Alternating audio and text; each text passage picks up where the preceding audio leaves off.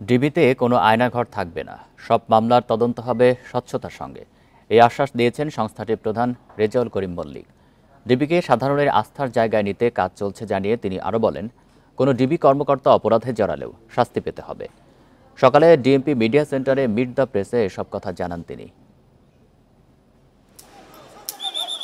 ৫ August পতন হয় আওয়ামী লীগ সরকারের। এরপর পুলিশকে ঢেলে সাজাতে ডিএমপি সহ সারা দেশে বদলি ও বরখাস্ত করা হয় শতাধিক কর্মকর্তাকে। এসব পদে দায়িত্ব দেয়া হয়েছে নতুনদের। তাদের মধ্যে ঢাকা মহানগর গোয়েন্দা পুলিশের দায়িত্বে আসেন অতিরিক্ত কমিশনার রেজাউল করিম মল্লিক। মিডিয়া সেন্টারে সংবাদ সম্মেলনে তিনি জানান, ডিবির কলঙ্কিত অধ্যায় শেষ, আর কেউ হয়রানির শিকার হবেন না, এখানে হবে না নায়ক নায়িকার আড্ডাখানাও। ডিবির কলঙ্কিত অধ্যায় শেষ করে সেটিকে পবিত্র করা হবে, যেখানে মানুষ ন্যায় বিচার পাবে। এখানে কোনো নায়ক নায়িকা বা সেলিব্রিটিদের সময় কাটানোর জায়গা হবে না, থাকবে না কোনো ভাতের হোটেল। আসামি যেই হোক না কেন সেই ন্যায় বিচার পাবে।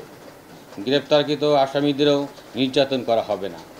ডিবি অফিসের নাম শুনলে আর কেউ যেন আতঙ্কিত না হয়।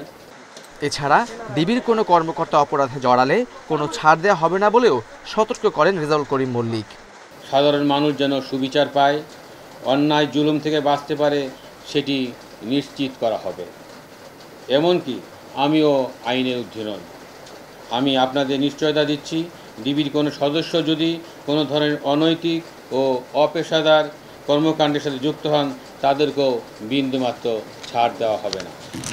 শুধু এজাহারভুক্ত আসামিদেরকেই গ্রেপ্তার করা হচ্ছে জানিয়ে মহানগর গোয়েন্দা প্রধান বলেন, এখন থেকে ডিবির প্রতিটি কাজে হবে স্বচ্ছতার সঙ্গে। সাথে কাজ করতে পারলে খালেদ রায়হান, ইন্ডিপেন্ডেন্ট নিউজ, ঢাকা। কমে যাবে বলে আমি